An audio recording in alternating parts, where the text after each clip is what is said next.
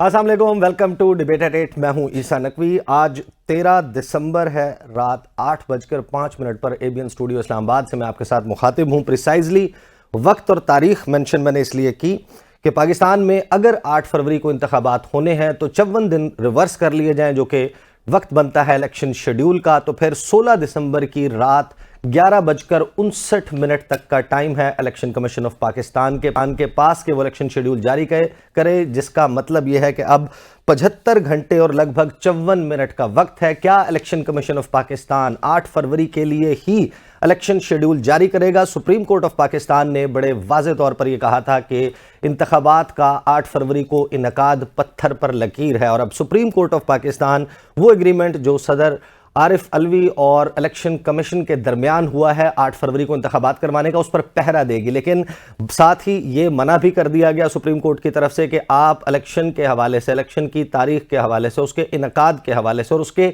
साफ और शफाफ इनकाद के हवाले से किसी किस्म के शकूक व शुबहात पैदा नहीं कर सकते। अगर आपने ये काम करना है तो आप अपनी बीवी के साथ करें, टीवी पर ना करें। लेकिन फिर हमने देखा कि गुज़श्ता 4 से 5 दिनों में बार बार ये बात टीवी के ऊपर की जा रही है, और ये कोई तज्जियाकार, कोई सहाफ़ी या थर्ड या फोर्थ टियर के पॉलिटिशियंस या आवाम नहीं कर रहे, बल्कि पार्टीज़ के सरबराहान अब 8 फरवरी की तारीख को मशकूक बना रहे हैं। दूसरी तरफ इलेक्शन कमीशन ऑफ पाकिस्तान, जो कि जारी कर देता या कर देना चाहिए था उसको इलेक्शन शेड्यूल, उसकी तरफ से जारी नहीं किया गया।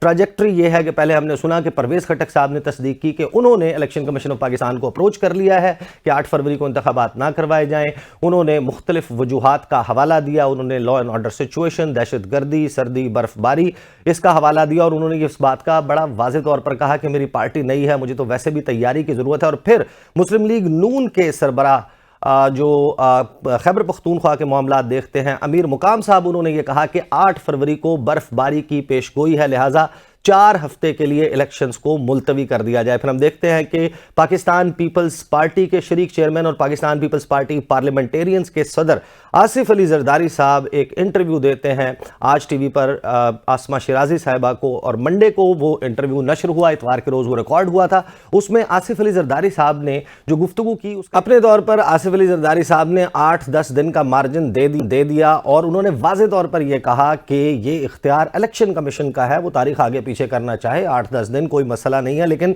इसी इंटरव्यू में एक ऐसा इल्ज़ाम आसिफ अली जरदारी साहब ने लगाया जो इससे पहले कभी पब्लिक डिस्कोर्स में नहीं सुना गया। उन्होंने इल्ज़ाम ये लगाया, अब किस बुनियाद पर लगाया ये आसिफ अली जरदारी साहब को इल्म होगा, लेकिन उन्होंने ये कहा कि अफ़गान बाशिंदे पाकिस्तान में उनके वोट रजिस्टर किए गए हैं, और खैबर पख्तूनख्वा का सूबा जो है उसके हवाले से उन्होंने ये इल्ज़ाम लगाया। और ये भी उनका इशारा था कि इस जो वोटर्स हैं, इनका जो अफ़गान बाशिंदे जिनको बतौर वोटर जिनका इंदराज किया गया है, ये पीटीआई को वोट डालेंगे, उसको फेवर करने के लिए ये सब कुछ किया गया। और उससे अगले दिन हमने देखा कि 12 दिसंबर की शाम मौलाना फजलुर रहमान JUIF के सरबराह, उन्होंने भी इलेक्शन की तारीख के ऊपर एक सवाल उठा दिया, और उन्होंने कहा कि इलेक्शंस हमें चाहिए साफ और शफाफ। एक मरतबा आइन में दर्ज लकीर अबूर हो चुकी है, और अब अगर मजीद अबूर हो जाती है तो इससे कोई फ़र्क नहीं पड़ता। और आसिफ अली जरदारी साहब के इल्ज़ामात की उन्होंने तस्दीक नहीं की। उन्होंने हालांकि मौलाना फजलुर रहमान, उनकी पॉलिटिक्स जो है वो खैबर पख्तूनख्वा और बलूचिस्तान में उनके स्ट्रॉन्ग होल्ड्स हैं, एरियाज हैं जहाँ पर वो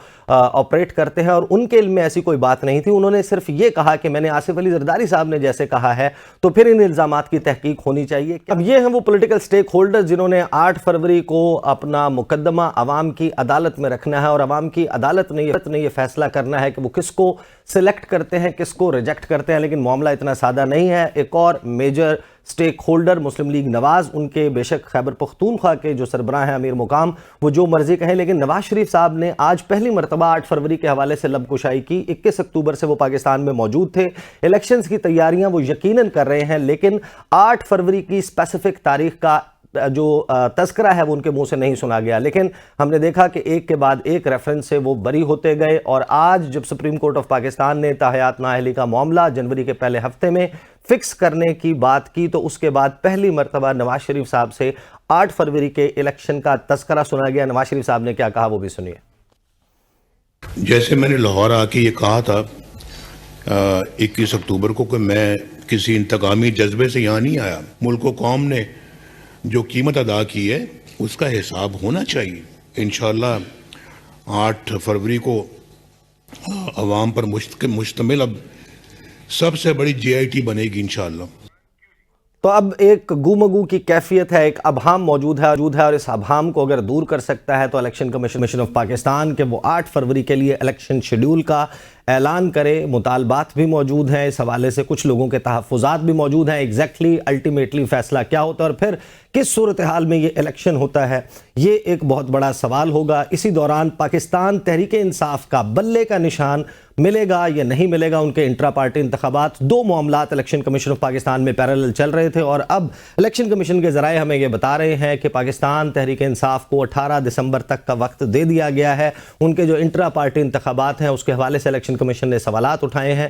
इलेक्शन कमीशन को जो रिपोर्ट जमा करवाई गई थी PTI की तरफ से इंट्रा पार्टी इंतखाबात की, उसको दुरुस्त तस्लीम ना करते हुए PTI को यह कहा गया है कि 18 दिसंबर को इलेक्शन कमीशन को आकर मुतमईन करे, उसके बाद उनके बल्ले के निशान का सर्टिफिकेट, उनकी पार्टी की बल्ले के निशान के साथ बैलेट पेपर पर मौजूदगी, उसका ऐलान इलेक्शन कमीशन की जानिब से किया जाएगा। बसूरत दीगर ये नहीं होगा। साथ ही जो सिविलियंस का ट्रायल है फौजी अदालतों में, ये मामला सुप्रीम कोर्ट ऑफ पाकिस्तान में आज इस हवाले से एक बड़ा फैसला सामने आया। इन तमाम मौज़ूआत के ऊपर बात करेंगे। I have a very distinguished panel with me today. मुझे स्टूडियोज में ज्वाइन कर रहे हैं मोहम्मद कामरान खान, सीनियर सहाफ़ी हैं, सुनो टीवी के ब्यूरो चीफ हैं और अपनी तमाम इन्होंने जो सहाफ़ती ज़िंदगी है वो सुप्रीम कोर्ट ऑफ पाकिस्तान अदालती मामलात को कवर करिए। अभी भी जो अहम मामलात हैं अदालत में चल रहे हैं उनको डे टू डे बेसिस के ऊपर देख रहे हैं। इनसे भी जानेंगे कि एग्जैक्टली जो अदालत के मामलात हैं वो इस वक्त पाकिस्तान के सियासी मंजरनामे से जुड़े हुए हैं। साथ ही मुझे पाकिस्तान पीपल्स पार्टी से मोहतरमा शहला रज़ा साहिबा ज्वाइन कर रही हैं और उनसे हम यकीनन ये पूछेंगे कि बिलावल भुट्टो ज़रदारी साहब और आसिफ अली ज़रदारी साहब, उनके बयानात में कुछ थोड़ा सा तजाद मौजूद है। क्या उनकी मंजिल भी एक ही है या मंजिल भी कोई थोड़ा सा मुख्तलिफ हो गई है? बिलावल कुछ और चाहते हैं, ज़रदारी साहब कुछ और चाहते हैं। क्या ये तासुर लेना दुरुस्त है? और मुझे ज्वाइन कर रहे हैं जनाब चौधरी जाफ़र इकबाल साहब, ताल्लुक़ है पाकिस्तान मुस्लिम लीग नवाज़ से और गुजरात से ताल्लुक़ है। गुजरात वो जगह जहाँ पर मुस्लिम लीग नवाज़ प्री इलेक्शन अलायंस में मुस्लिम लीग काफ के साथ जा चुकी है और ये बड़ा हैरान कुन है कि पाकिस्तान मुस्लिम लीग नवाज़ जो ख़ास तौर पर पंजाब में मकबूलियत की दावेदार है, वो न सिर्फ काफ लीग के साथ एक प्री इलेक्शन अलायंस कर चुकी है बल्कि अब बहुत आगे तक ये मरहला पहुंच चुका है कि इस्तेहकाम पाकिस्तान पार्टी के साथ भी Muslim League Nawaz pre election alliance seat to seat adjustment करने जा रही है। गुफ्तगू का आगाज़ जो है वो चौधरी जाफ़र इकबाल साहब से कर लेंगे। जाफ़र इकबाल साहब, बताइएगा ज़रा मुझे कि आपकी पार्टी, आज हमने पहली मरतबा सुना मियां मोहम्मद नवाज शरीफ साहब ने 8 फरवरी का कह दिया, आप लोग भरपूर तैयारी कर रहे हैं या अभी आप लोगों को भी शकूक मौजूद है कि नहीं जनाब शायद 8 फरवरी से आगे चली जाए तारीख? बिस्मिल्लाहिर्रहमानिर्रहीम, बहुत शुक्रिया। एक तो इस ऐसे है कि सियासतदान 12 महीने 24 घंटे इंतखाबात की तैयारी करता रहता है। ये कोई ऐसा नहीं है कल इम्तिहान है आज आप किताबें लेके बैठेंगे।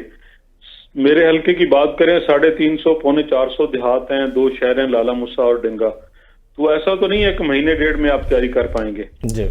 हाँ, इंतखाबी मुहिम का जो माहौल होता है अगर आप उसका जिक्र कर रहे हैं तो वो भी मौजूद है और उसमें भी कोई कमी नहीं है। कॉर्नर मीटिंग्स के मरहले से गुजर के अब जलसे वलसे जो है वो बड़े प्रोग्राम यूनियन काउंसिल लेवल के जो है वो कर रहे हैं। तो कोई ऐसा अभाम नहीं है, 2-4 दिन आगे पीछे हो सकते हैं जब शेड्यूल आए, लेकिन इसके अलावा कोई ऐसा कंफ्यूजन मुस्लिम लीग नून या पॉलिटिकल पार्टीज या जो मेरे गिर्द सियासी माहौल है वहां मुझे तो नहीं कोई ऐसा नजर आ रहा। नहीं, हमें तो आपकी पार्टी में भी मैंने आपको सुनवाया, अमीर मुकाम साहब जो खैबर पख्तूनख्वा के सरबराह हैं वो मुख्तलिफ बात कर रहे हैं। आज पहली मरतबा नवाज शरीफ साहब ने 8 तारीख की बात की। जाहिर है कि हम कायद मुस्लिम लीग नवाज की बात को मुकद्दम समझेंगे कि यकीनन अगर वो 8 तारीख की बात करें, लेकिन ये बात जाहिर है कि हमने अपनी तरफ से घड़ी नहीं। 2 सियासी जमात के सरबराहान की मैंने आपको गुफ्तगू सुनवाई। ये 2 लोग जो हैं वो इलेक्शन की तारीख के ऊपर कॉम्प्रोमाइज करने के लिए तैयार हैं। तो आपको वो उनकी राय है, उनकी राय का एहतराम भी है। और अगर आप सियासतदानों को छोड़ के सिर्फ इलेक्शन कमीशन के किसी इजलास का हिस्सा बने तो भी आपको नजर आएगा कि मुख्तलिफ आरा होती हैं और उसके बाद फैसला करना होता है। वो ऐसा नहीं हो सकता कि 100% लोग एक ही बात कर रहे हो। अगर ऐसा हो तो फिर तो किसी इदारे के सरबराह की जरूरत नहीं, किसी जमात के सरबराह की जरूरत नहीं। जमातों के और इदारों के सरबराह यही काम करते हैं। और अभी कल जो है वो आरओज का नोटिफिकेशन हुआ है इलेक्शन कमीशन ने इलेक्शन कराने के जो तकाजे हैं, हल्का बंदी के अनाउंसमेंट हुई, उसके ऊपर अपीलें हुई, सुनी गई, फाइनल लिस्ट लगी, जो शेड्यूल था उसके मुताबिक लगी, आरओस की ट्रेनिंग शुरू है और उससे आगे चंद दिनों में इंतखाबी शेड्यूल आने वाला है। तो बाकी जो कायदीन की आरा हैं वो अपनी अपनी जगह, मुल्क के किसी ना किसी हिस्से में कोई ना कोई इशू होगा। ऐसा नहीं हो सकता, हमारे मुल्क के चारों सूबों का मौसम यकसा नहीं है, इलाकाई जो लैंडस्केप है वो उस तरह का नहीं है। तो ऐसा नहीं मुमकिन कि आपको कोई ऐसा मौसम मिले जिसमें सब कुछ एक साथ दुरुस्त हो सारी साइडों पे। लेकिन इलेक्शन कमीशन की तैयारी और जो शेड्यूल उन्होंने पहले अपने मामलात का तय किया था वो उसके मुताबिक मुझे तो नजर आ रहा है, कहीं कोई अभाम नहीं है। अच्छा, कोई अभाम नहीं है। जाफर इकबाल साहब मेरे साथ ही रहिएगा, क्योंकि आपसे ये जो सियासी जोड़ तोड़ चल रहा है और खासतौर पर मुस्लिम लीग नून जो अब मुख्तलिफ जमातों को अपने साथ मिला रही है, इसके ऊपर कुछ अहम सवालात आपसे करने हैं। शैला रजा साहिबा, पीपल्स पार्टी का बताइएगा। आसिफ अली जरदारी साहब जो फरमा रहे हैं ये बिल्कुल वो गुफ्तगू नहीं है जो बिलावल भुट्टो जरदारी से हम गुज़श्ता 4-6 महीने से सुनते रहे हैं। वो पार्लियामेंट में जिस वक्त वज़ीर ख़ारजा भी थे वो तकारीर करते रहे। पहले उन्होंने कहा कि 8 अक्टूबर से एक दिन आगे नहीं जाने देंगे, एक दिन भी आगे इलेक्शन गया तो हमारे लिए काबिल कबूल नहीं होगा। फिर उसके बाद उन्होंने कहा कि 90 दिन से एक दिन आगे नहीं जाने देंगे। फिर उन्होंने ये कहा कि अच्छा 90 दिन से आगे हम फ़लाँ तारीख तक जो है वो कर लेते हैं। और फिर अल्टीमेटली जब 8 फरवरी की तारीख आई उस पर पीपल्स पार्टी ने कहा कि अब ये वाकई पत्थर पर लकीर है और इसके ऊपर कोई कॉम्प्रोमाइज नहीं होगा। आसिफ अली जरदारी साहब 8-10 दिन आगे पीछे हो जाए, एक मर्तबा आगे पीछे हो गया तो आपको इलेक्शन मिल भी जाएगा। बात की देखिए, एक पॉलिटिकल पार्टी के वर्कर्स और लीडर को ये ख्वाहिश रहती है कि कब इलेक्शन, और वो जल्द अज जल्द मुतालबा करता है। जाफर इकबाल साहब ने भी कम बेश आगे पीछे करके यही बात की। हमें सुप्रीम कोर्ट के ये अल्फाज भी याद हैं कि अगर 90 दिन से कुछ आगे पीछे हो जाए तो ये ऐसा। शैला साहब आपका मैं वापस आता हूँ। जी प्लीज कंटिन्यू। ऐसा नहीं है कि जरदारी साहब चाह रहे हैं कि इलेक्शन आगे चले जाएं, लेकिन एक सियासत का एहतराम है और जो वक्त के साथ एज के साथ बहुत ज़्यादा इंसानों में आता है, बहुत से लोगों में नहीं आता, बड़े होकर के भी। तो अमीर मुक़ाम साहब की तरफ से और जब मौलाना साहब की तरफ से ये बात आई कि बर्फबारी की पेशीन गोई है और जाहिर है कि जो सिक्योरिटी के मामला हैं वो तो रहेंगे हमारे मुल्क में, जिस तरह से सूरत हाल चली है, और एक काबू पाने के बाद आप रिहेबिलिटेशन के नाम पर वहाँ की जेलों में बंद लोगों को निकालें और उनको एक सियासी धारे में शामिल कर लें तो फिर आपको बहुत कुछ सहना पड़ेगा, देखना पड़ेगा। और इसको हम इल्ज़ाम नहीं लगा रहे, इसका खुद वहाँ से इकरार हुआ था कि हमने निकाले वो लोग जो अफगानिस्तान में भी जेल में बंद थे। फिर हमें ये भी आवाज़ आई कि जब क्या नाम है उस जगह का, तो मैं भूल जाती हूँ, पीटीआई के चेयरमैन का जो घर था ज़मान पार्क, बनीगाला पार्क, वहाँ पे देखे कि गए वो लोग और बहुत कुछ। बहरहाल वो देखे जाना एक अलग बात है, उस पर मैं बात नहीं करूंगी कि कुछ नाम चले थे, लेकिन ये बात तो अपनी जगह है कि ये बात कही गई कि रिहेबिलिटेशन के तौर पे हमने वो लोग छुड़ाए और ये बात आई। तो अब अगर नहीं शैला साहब, ये मुख्तलिफ बातें हैं, ये मुख्तलिफ बात। बर्फबारी नहीं, सिक्योरिटी की जो बात हो रही है कि दहशतगर्दी, लेकिन अगर बर्फबारी की पेशीन गोई है और इस तरह की बात है तो अल्टीमेटली तो इख्तियार इलेक्शन कमीशन का है। लेकिन उसमें ये बात अगर कह दी गई कि अवाम की आसानी के लिए, तो हम तो यही चाहेंगे ना कि इलेक्शन क्या है, जिस दिन अवाम ने अपनी हक राय दही इस्तेमाल करनी है। अगर वाकई वहाँ पे शैला साहिबा 18 फरवरी को 2008 में आप लोगों ने इलेक्शन जीतकर हुकूमत बनाई थी। 18 फरवरी का मौसम हमें याद है, मैंने वो इलेक्शन कवर किए थे। मोहतरमा की शहादत के बाद कुछ वक्त की ताखीर के साथ वो इलेक्शन हुए थे, आपको भी याद होगा।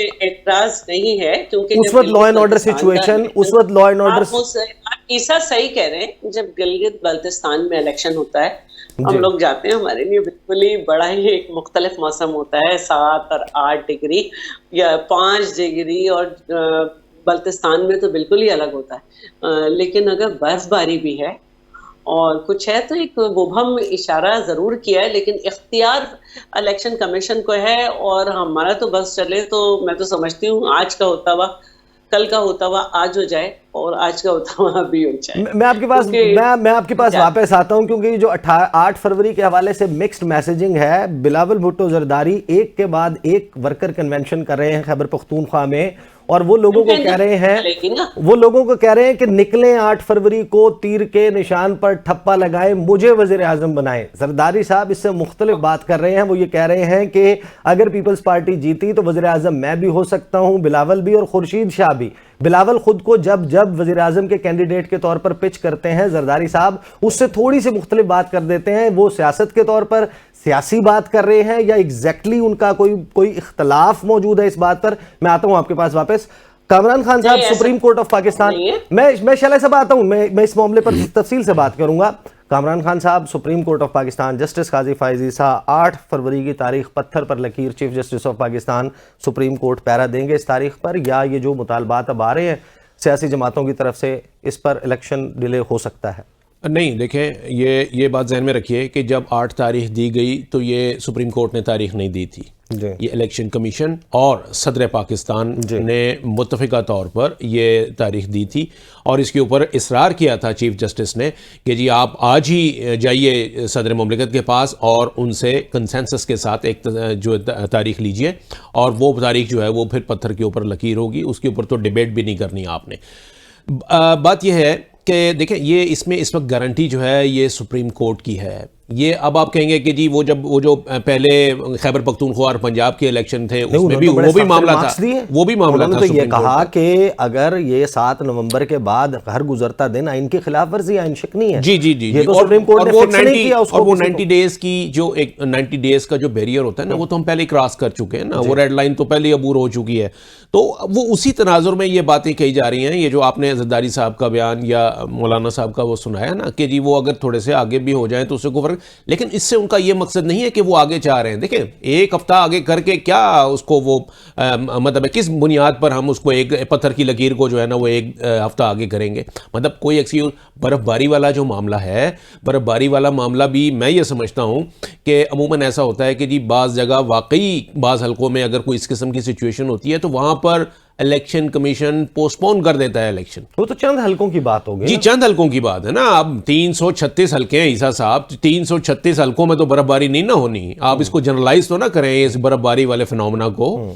ये एक मखसूस इलाके हैं, मखसूस कॉन्स्टिट्यूएंसीज हैं, वहां पर यह सूरत हाल जो हो सकती है। और वैसे भी बर्फबारी में क्या अमूर जिंदगी जो है इस वक्त वहां पर मुअत्तल है, मतलब कोई बाहर नहीं निकलता है, सारे काम हो रहे हैं वहां पर, दफ्तर खुले हुए हैं और अमूर जिंदगी जो है वो निपटाए जा रहे हैं। तो ये कोई इतना बड़ा इशू नहीं है। देखें, आपने केपी का इलेक्शन, पंजाब का इलेक्शन जब ये 90 दिन में होना वाला था, किस बुनियाद पर तो आपने कहा था? कोई चीज सेंस नहीं कर रहे कि 16 दिसंबर की रात 12 बजे तक इलेक्शन शेड्यूल नहीं आता तो अगले दिन सुबह 17 दिसंबर को चीफ जस्टिस ऑफ पाकिस्तान हमारी मालूमात तलब कर लेंगे? हमारी मालूमात ये है कि जो इलेक्शन शेड्यूल है वो कल या परसों, ये 2 दिन है, 16 से बहुत पहले यानी 14 और 15 को ये इलेक्शन शेड्यूल आ जाएगा। बल्कि कहा जा रहा है कि जी शायद कल के लिए भी है कि वो इलेक्शन शेड्यूल जो है वो कल अनाउंस कर दिया जाएगा। और उसके बाद मेरा ख्याल है एक बार जब इलेक्शन शेड्यूल आ जाए तो फिर उससे वैसे ही वो अफवाहें और ये चीज़ें जो हैं वो दम तोड़ जाती हैं। अब इलेक्शन होगा तो किस उसमें होगा? ब्रेक लेने का वक्त हो गया है, ब्रेक लेंगे, ब्रेक के बाद वापस आएंगे और इसी के मंजरनामे के हवाले से गुफ्तगू का सिलसिला जारी रहेगा।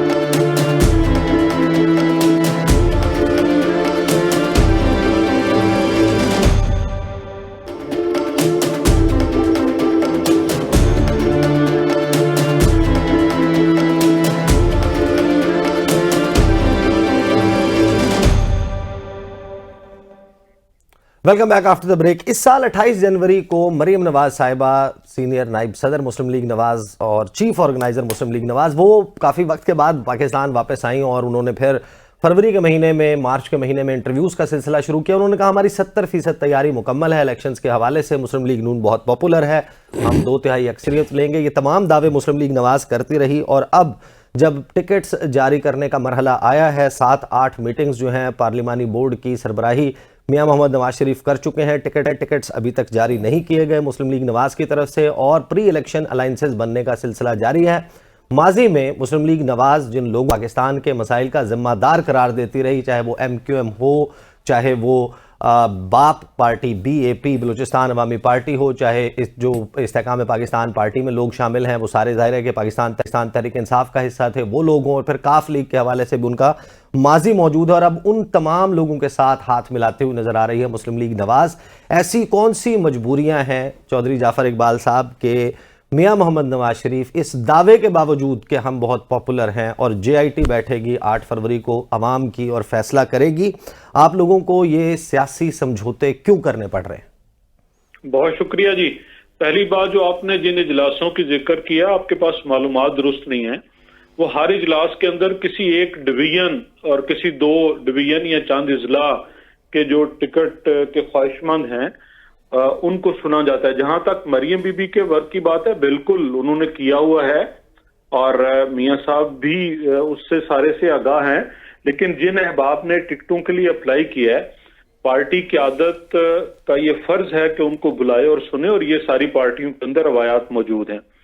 जो ही जिन जिन इजला का और जिन जिन डिवीजन्स का इजलास हो चुका है, जिनके इंटरव्यूज हो चुके हैं, उसके ऊपर कायदीन अलग से बैठ के अपने नोट्स एक्सचेंज करके और अपने वो काम को मुकम्मल कर रहे हैं और बहुत ज्यादा हो चुका है। वो जल्द अनाउंस हो जाएंगे।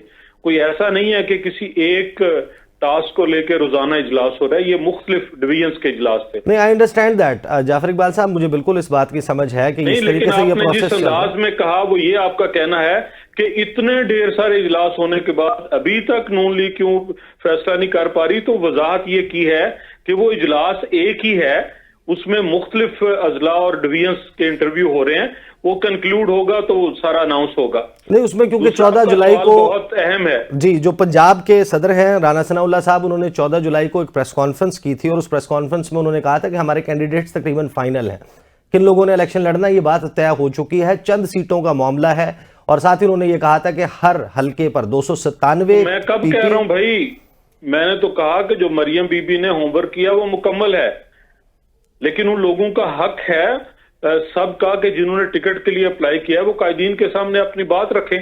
सही, तो साइमल्टेनियसली जो कमेटी बनाई है इसमें तो ये इस जमहूरी रवैये को तो आपको अप्रिशिएट करना चाहिए। नहीं, वी फुली अप्रिशिएट दैट, लेकिन यहां पर मसला यह है कि मुस्लिम लीग नून के बहुत सारे लोग जो हैं वो इस बात पर कम से कम तासुफ का इजहार करते हुए नजर आते हैं जो माजी में नून लीग के साथ चलते रहे। अगर उनके हलकों में अगर किसी और शख्स को, किसी और पार्टी को, फॉर एग्जांपल अभी बात ये चल रही है कि एक कमेटी बनी है, मुस्लिम लीग नून के कुछ लोग उसमें मौजूद हैं और इस्तेकाम पाकिस्तान पार्टी के। इस्तेकाम पाकिस्तान पार्टी आपसे 25 कौमी असम्बली की नशिस्तों पर सीट एडजस्टमेंट मांग रही है और तकरीबन 40 से 44 सूबाई असम्बली की नशिस्तों पर। तो जाहिर है कि आप अपने सवाल में कर चुके हैं, मुझे काइंडली टाइम दीजिए कि मैं जवाब दे सकूं। जी बिल्कुल बिल्कुल।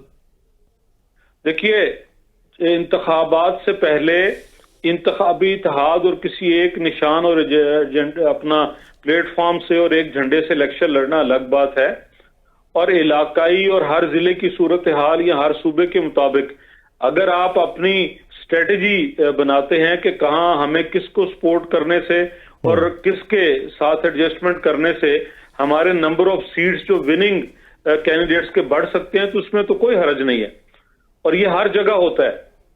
जहां तक आपने बात की काफ लीग की कि मुस्लिम लीग नून इतना पॉपुलर होने के बावजूद अदम एतमाद के अंदर चौधरी शुजात साहब हमारे साथ आए, उन्होंने हमारा साथ दिया और 3 वोट दिए, 2 मुंतखब वोट थे और 1 खातून थी जो मखसूस नशिस्त पे आई थी। सही। तो मुस्लिम लीग नून की उनके साथ वो कमिटमेंट है। और अगर उसको प्रिंसिपली लें तो तारिक बशीर चीमा साहब की भावलपुर से एक सीट है और सालिक साहब ने वहां से अपना चकवाल तलागंज से सीट जीती थी, वो बनती है। और जहां तक आपकी ये है कि जी बहुत सारे नून लीग के वो लोग जो पहले इंतखाबात लड़ते रहे हैं वो इस बात पे तजब्जुब का शिकार है, कहीं कोई तजब्जुब का शिकार नहीं है। सब लोग मियां नवाज शरीफ की पॉलिसी और फैसलों के साथ इत्तेफाक करते हैं और जहां मियां नवाज शरीफ को कोई एडजस्टमेंट करनी पड़े, जहां किसी दूसरी जमात के साथ मिलकर चलना पड़े, वो इख्तियारात हमारे उनके पास हैं और वो इंशाल्लाह इस्तेमाल करते हुए मुस्लिम लीग नून की बेहतर हिकमत अमली के तौर पे और ज्यादा से ज्यादा सीटों के इंतखाब जीतने के लिए वो बनाएंगे हिकमत अमली, और हम जो कारकुन हैं मियां नवाज शरीफ के, हम उसके अंदर रंग भरेंगे इंशाल्लाह। सही। वंस अगेन पॉलिटिकली मैं अपनी अंडरस्टैंडिंग के लिए, आपके जो फॉलोअर्स हैं जो नून लीग को फॉलो करते हैं, उनके अंडरस्टैंडिंग के लिए मैं ये पूछना चाहता हूं आपसे कि यही मसला हमें 2018 की असेंबली जो बनी और उसके बाद ऑनवर्ड जो कुछ 2022 में हुआ, ये देखने में आया कि काफ लीग का एक धड़ा जिसके पास बहुत ही कम नशिस्तें हैं, वो अगर नून लीग के पलड़े में वजन डालेगा वो हुकूमत बना लेगी पंजाब में, वो पीटीआई के साथ चलेगा तो पीटीआई बना लेगी। तो अब ऐसा धड़ा अगर खुद नून लीग क्रिएट करने की, यानी कि अगर आप इस्तेकाम पाकिस्तान पार्टी को 44 नशिस्तें दे देते हैं और कल को वो आपकी पार्टी डिसिप्लिन के ताबे नहीं है, उन्होंने आपके कहने पर ना बजट का वोट देना है, ना आपके कहने पर कायदे अवान का, ना ही अदम एतमाद की तहरीक का, तो ऐसे यही तो वो मसाइल हैं जिनका हल पाकिस्तान की बड़ी सियासी जमातों से दरकार है कि आप अपने जोर बाजू पर खुद अवाम से इतना बड़ा मैंडेट लें कि फिर सिंगल हैंडेडली हुकूमत करें, तमाम फैसला साजी का इख्तियार आपके पास हो, ना कि ये कि छोटे छोटे धड़े चंद सीटों की बुनियाद पर पॉलिटिकल ब्लैकमेलिंग करें बड़ी सियासी जमातों को। बहुत शुक्रिया जी। 2013 के इंतखाबात में भी हमने बहुत सारी जगहों पे केपीके के अंदर, बलोचिस्तान और सिंध के अंदर एडजस्टमेंट की थी, इसके बावजूद हमारी सिंपल मेजॉरिटी पीएमएलएन की थी। 2018 के इंतखाबात में अगर वो जस्टिस शौकत सिद्दीकी साहब की बात को मैं कोट करूं कि नवाज शरीफ और मरियम नवाज को इंतखाबात तक बाहर नहीं आने देना, और जो हमारी बाकी लीडरशिप के साथ हुआ वो ना होता, तब भी सिंपल मेजॉरिटी मुस्लिम लीग नून की होनी थी अल्लाह के फजलो करम से। तो अभी भी जो हमारी तरतीब और सेटअप है उसके मुताबिक हम सिंपल मेजॉरिटी से ऊपर तक का टारगेट जो है वो बना रहे हैं। कोई ऐसा नहीं है कि हम कैंडिडेट ही नशिस्तों पे खड़े कर रहे हैं। जो जिन नशिस्तों की आपने बात की, अगर 2 काफली की बात करें और अभी जो इस्तेकाम पाकिस्तान पार्टी की आप बात कर रहे हैं, वो भी 2-4 नशिस्तें होंगी, इससे ज्यादा नहीं। अच्छा, ये बहुत कम फिगर है, क्योंकि जो फिगर कोट हो रहा है जिस पर बातचीत चल रही है, मैं आता हूं आपके पास वापस। शैला रजा साहिबा, पीपल्स पार्टी के ऊपर वही बात, वही सवाल आपके सामने है कि बिलावल भुट्टो जरदारी साहब खुद को पिच करते हैं एज प्राइम मिनिस्टीरियल कैंडिडेट और जरदारी साहब उससे मुख्तलिफ बात करते हैं। पहले वो तरबियत वाली बात आ गई थी, फिर यौम तासीस। क्या बिलावल भुट्टो जरदारी, आप मुझे कंफर्म कीजिएगा, पीपल्स पार्टी के जो poster boy for prime minister हैं वो बिलावल भुट्टो जरदारी है या आसिफ अली जरदारी हैं? देखिए, हर पार्टी में ऑप्शंस होते हैं, लेकिन कैंडिडेट बिलावल भुट्टो जरदारी ही फाइनल हैं, क्योंकि पब्लिक, आवाम, वर्कर सब उन्हीं को वज़ीर आज़म देखना चाहते हैं। हर पार्टी में कुछ सिस्टम होता है कि 1-2 लोगों को कंसीडरेशन में रखा जाता है और वो कोई ऐसी बड़ी बात नहीं है। और जहाँ तक बात है, वो एक बाप की नज़र से भी समझते हैं कि हमारे यहाँ बड़े बड़े सियासतदान हैं, वो पता नहीं क्या क्या फैसले किस किस तरीके से ले रहे होते हैं, बात नहीं समझ रहे होते। तो वो तरबियत तो इंसान की सारी उम्र ही चलती है। बाकी जो आपने बात की नून लीग की, तो देखें उनका बुनियादी हक है कि वो इलेक्शन से पहले, इलेक्शन के बाद किस पार्टी के साथ मिलते हैं, किसके साथ अपना इत्तेहाद बनाते हैं, ये उनका राइट। सही। ये भी मुझे बताइएगा कि बिलावल भुट्टो जरदारी साहब ने जो भी खैबर पख्तूनख्वा में एक खिताब किया, जो लास्ट उनका मेरा ख्याल है कोहाट वाले कन्वेंशन में जो उन्होंने गुफ्तगू की, उसमें उन्होंने कहा कि उनको ये कहा गया है, मैसेज दिया गया है कि खैबर पख्तूनख्वा में कन्वेंशन करने की ज़रूरत नहीं, यहाँ के वज़ीर आला का तो फैसला हो गया। ये मैसेज कहाँ से आया?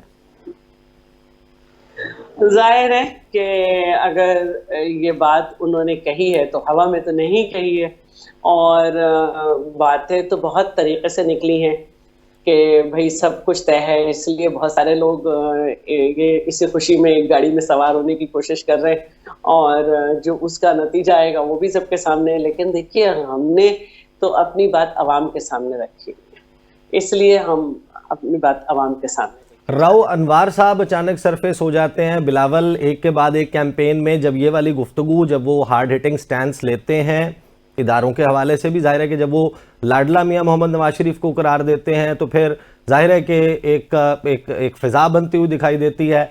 और आसिफ अली जरदारी साहब कहते हैं कि बिलावल लाडला इमरान खान को कहते हैं। बिलावल सबको मालूम है कि वो नवाज शरीफ साहब को कहते हैं। साथ ही राव अनवार साहब आ जाते हैं, वो कहते हैं कि 700 अरब का सुन लीजिए, 700 अरब रुपए का करप्शन पीपल्स पार्टी ने की। सिस्टम का सरबराह सरगना आसिफ अली जरदारी, और ये कनाडा, बरतानिया और यूएई ये रकम मुंतकिल की गई है।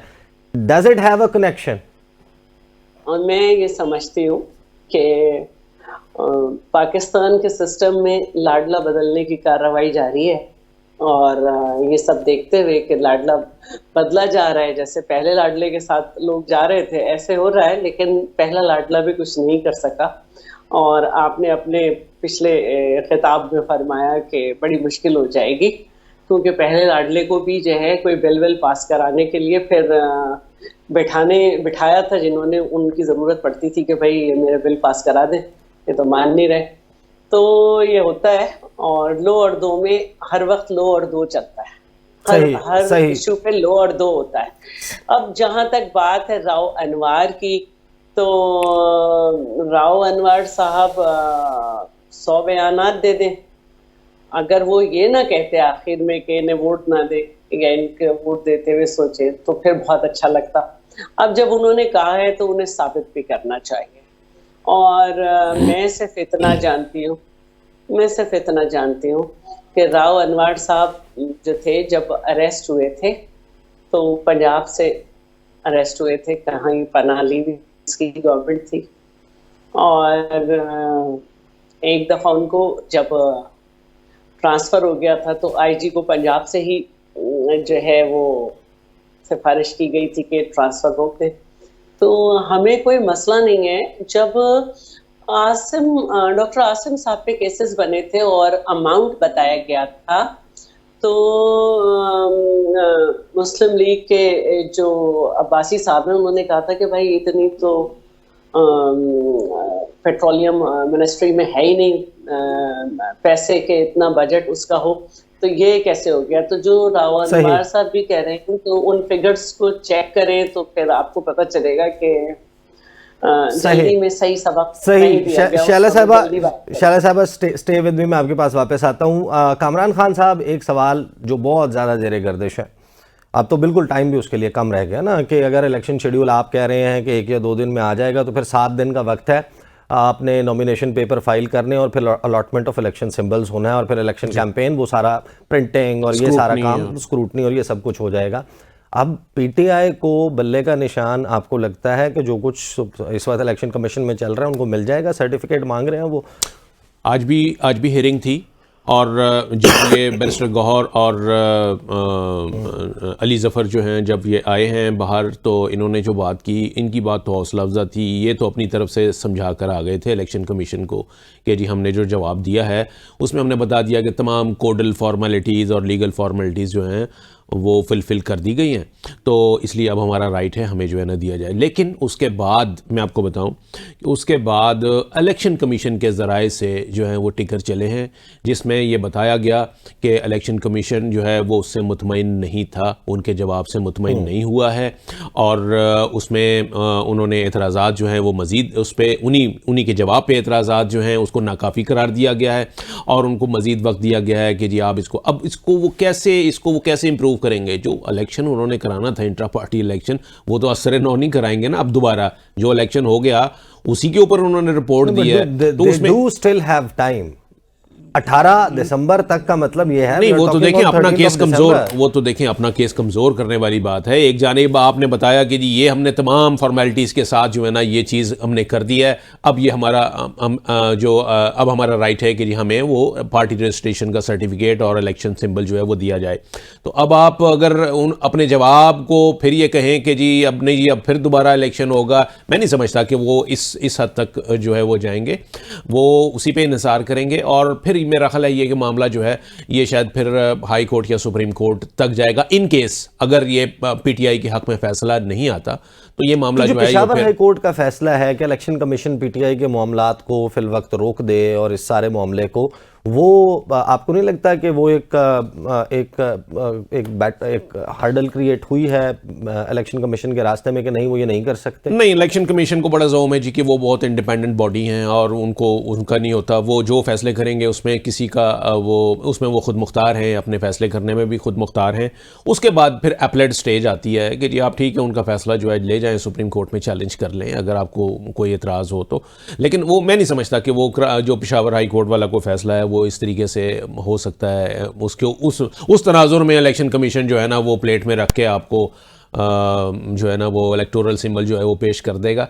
ऐसा नहीं है, ऐसा नज़र नहीं आ रहा। और दूसरी बात यह है कि देखें, एक फैक्ट की बात आपको बताऊं, फैक्ट्स अगर आप सामने रखें सारी ग्राउंड रियलिटीज़ के साथ, तो देरी इसी वजह से हो रही है कि जनाब जी वो बल्ले से डरा जा रहा है, शायद पीटीआई की मकबूलियत जो है वो आपके सामने है, तो इसलिए वो ये कोशिश यही है कि बल्ले का निशान जो है वो ना हो, यानी इनको जो पार्टी को रजिस्ट्रेशन सर्टिफिकेट है वो कैंसिल कर दिया जाए और फिर जो है वो मामला ठीक है बड़ी अदालतों में चलता रहेगा। आपको पता है वहाँ पर इतनी जल्दी तो नहीं कोई प्रोसेसिंग होती, तो इसलिए ख़दशा ये है कि ये मामला जो है इलेक्शन कमीशन पे मैं कुछ एंटिसिपेट नहीं कर रहा, लेकिन अभी तक का जो केस है वो उसमें मेरा ख्याल है कि ये अभी तक पीटीआई जो है वो उसमें मुतमईन नहीं कर सकी इलेक्शन। कामरान साहब, ब्रेक का वक्त हुआ। आज क्रेडिट रेटिंग एजेंसी फिच ने भी जो है वो पाकिस्तान की CCC बरकरार रखी और उन्होंने इस तवक्को का इजहार किया है कि फरवरी में इंतखाबात हो जाएंगे। साथ ही उन्होंने एक बड़ी इंटरेस्टिंग बात की, उन्होंने कहा कि while Imran Khan remains popular, इस वक्त इमरान खान की पार्टी के इख्तिदार में आने के चांसेस मादूम होते दिखाई दे रहे हैं, क्योंकि वो खुद जेल में हैं, उनके बहुत से रहनुमाओं के खिलाफ मुकदमात हैं, वो पार्टी छोड़ चुके हैं। इन तमाम चीज़ों का उन्होंने मेंशन किया है। क्या ऐसा इलेक्शन 8 फरवरी को होता है, उसकी लोकल और इंटरनेशनल साख, क्रेडिबिलिटी जो सवाल 2018 में था, क्या वो बढ़कर सामने आ जाएगा? क्या ये पॉलिटिकल जमातों को सूट करता है, सियासी जमातों को? बात करते हैं आफ्टर द ब्रेक।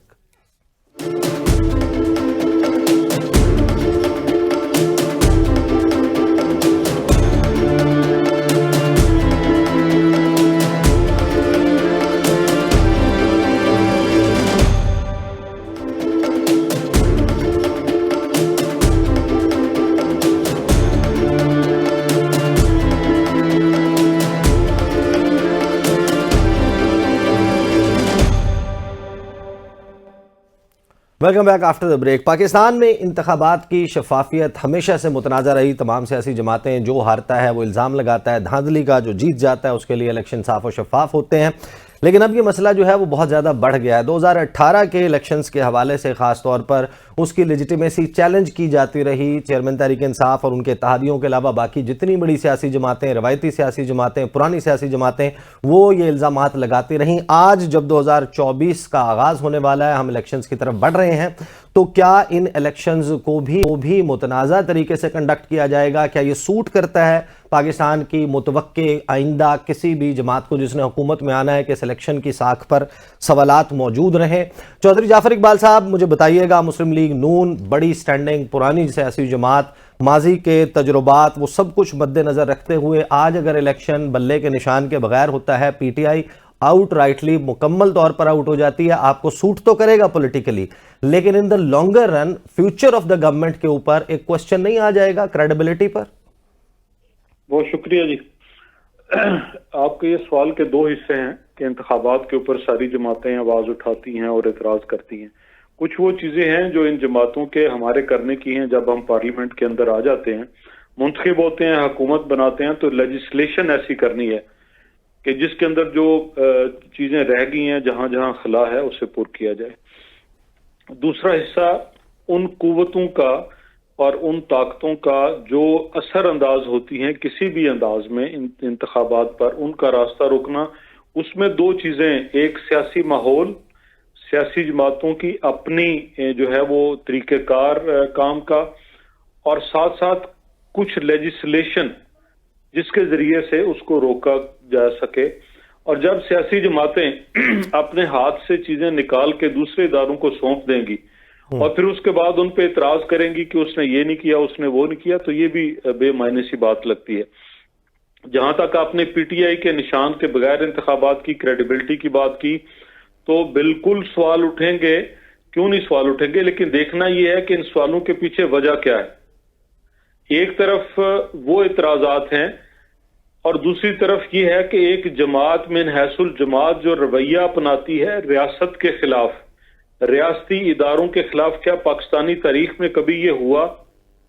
और फिर आज अगर उनके रहनुमा जो है वो उस सारे मामले की जिम्मेदारी जिन्होंने तब ली थी अब आहिस्ता आहिस्ता उससे भाग रहे हैं, तो उनको वो चार्जेस जो उनके ऊपर हैं उनको फेस तो करना पड़ेगा। और जहां तक बल्ले का निशान होने या ना होने की बात है, उसमें तो उस जमात के अपने किरदार की बात है ना, कोई दूसरा तो नहीं रोक रहा। जमात के अंदर जो सेकंड टियर की क़यादत है, हमारे साथ हुआ, मियां नवाज शरीफ साहब को पार्टी की सदारत से हटाया गया, सुप्रीम कोर्ट ने हटाया।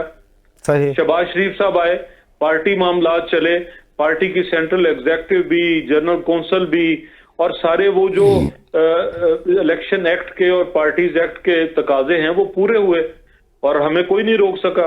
तो आज जो पीटीआई की लीडरशिप है उनको चाहिए संजीदगी से कि वो उन मामलात को जो है वो टैकल करें, उसके ऊपर तवज्जो दें, बतौर जमात जो क्वालिफिकेशन है उसको वो पूरा करें।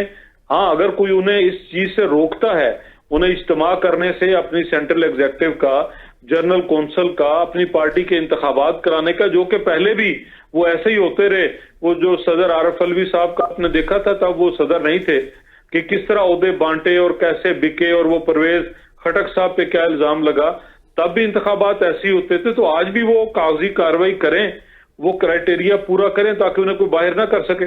सही। जाफर इकबाल साहब, जो 2017-18 में हुआ अनफॉर्चुनेट था, उसका नतीजा, उसका खमियाजा 2022, 23, 24 में भुगत रहे हैं। अगर आज ऐसा कुछ होगा, क्या हम उसका खमियाजा 2025, 26, 27 में नहीं भुगतेंगे? तो सियासी जमातों को अब इस मामले को एक मरतबा निपटा नहीं लेना चाहिए कि जाहिर है कि सियासी जमातों ने निपटाया, इसे सियासी जमातों ने 2013 में भी निपटाया। मियां नवाज शरीफ ने इक्तदार लेकर उसके बाद हर सियासी जमात के घर गए, पार्लिमानी लीडर के, फूलों का गुलदस्ता लेके इमरान खान साहब के समेत। फिर बलूचिस्तान में अक्सरियत होते हुए जो है वो कोलिशन गवर्नमेंट बनाई। सिंध के अंदर पीपल्स पार्टी को हर तरह से being a prime minister support किया। केपीके के अंदर चाहते तो पीटीआई की हुकूमत ना बनने देते, लेकिन वो सिंगल लार्जेस्ट पार्टी थी, उनको मौका दिया कि वो परफॉर्म करें, बनाए। और इसी तरह गिलगित बल्तिस्तान, कश्मीर, हर जगह उन सबको साथ लेके चले। ऐसा नहीं हुआ। 2018 के इंतखाबात के बाद दोबारा हमने ये हाथ बढ़ाया, जब हमने कहा कि हम मिसाके मुईशत करने के लिए तैयार हैं, हम असेंबली के अंदर मामलात को तय करने के लिए मिल बैठने के लिए तैयार हैं। तो इमरान खान साहब को अपनी जात के अलावा इस पाकिस्तान में सारे चोर नजर आते हैं। सही जाफर इकबाल साहब, क्योंकि वक्त कम है, ये अलमिया हमेशा रहा है पाकिस्तान में कि एक वक्त एक पार्टी बात करने के लिए तैयार होती है, दूसरी नहीं होती, और फिर वही चंद सालों के बाद वो पार्टी रोल्स स्विच कर लेती है, वो पार्टी बात करने के लिए तैयार नहीं होती। शैला रजा साहिबा, आप लोगों ने लेवल प्लेइंग फील्ड की बात की, गुज़श्ता 6-8 माह से कर रहे हैं। दूसरी सियासी जमात पीटीआई के लिए भी, उसके जमहूरी हक के लिए भी आप आवाज़ उठा रहे हैं। बल्ले का निशान नहीं मिलता, पीटीआई किस तरीके से इलेक्शन नहीं लड़ पाती। पीपल्स पार्टी समझती है कि जो भी हुकूमत बनाएगा उसके लिए चलाना आसान होगा, बिल्कुल आराम से, क्रेडिबिलिटी भी रहेगी। बात पॉलिटिकल पार्टीज के हाथ से निकल चुकी है। और जब हम ये बात करते हैं कि political parties please level playing field ना लें, तो हमारा मजाक उड़ाया जाता है। अगर पाकिस्तान में पॉलिटिकल पार्टीज का साथ चलती रहती तो बहुत अच्छा था। लेकिन जिस वक्त जिस पॉलिटिकल पार्टी को पीपल्स पार्टी के अलावा मौका मिल रहा है, वो अपना फायदा देखकर पॉलिटिकल सिस्टम को नुकसान पहुंचा रहे हैं। जब चार्टर ऑफ डेमोक्रेसी हुआ, उस पर अमल नहीं हो सका पूरी तरह, उसके बाद दूसरी पार्टीज ने उसे माना नहीं और वो आला कार बनी और फिर इख्तिदार तक पहुंची। आज फिर यही सिस्टम है। तो बहुत कुछ अभी पॉलिटिकल पार्टीज ने भी सीखना, लेकिन इस वक्त पॉलिटिकल पार्टीज देख रही हैं, सिर्फ पाकिस्तान पीपल्स पार्टी ये चीख रही है कि ताकत का चश्मा आवाम है, लेकिन वो समझ नहीं आ रहा। सही। वक्त कम है। शैला रज़ा साहिबा, कामरान खान साहब बताइएगा, एक दो मामलात। एक तो सिविलियंस का ट्रायल फौजी अदालतों में, उसके हवाले से फैसला आ गया। अब यानी कि फैसला करने से रोक दिया है कि फैसला अनाउंस ना किया जाए, उसके ऊपर इंप्लीमेंट ना किया जाए जब तक ये इसी तरीके से। जी ऐसे ही है। उन्होंने कहा है कि जी ट्रायल जारी रखा जाए, और लेकिन उस ट्रायल में मतलब कोई सज़ा देना या जजा देने का कोई फैसला न किया जाए। तो मीनवाइल जो है ना यहाँ से उस वक्त तक जब तक कि हम ये इन अपीलों पर बाकायदा समाअत मुकम्मल करके फैसला न सही करें। अहम मामला ये है कि अब मियां मोहम्मद नवाज शरीफ जो है उनके इलेक्शन लड़ने की जो उनका कैंडिडेचर है वो उनकी ताहयात नाहली से मशरूत है।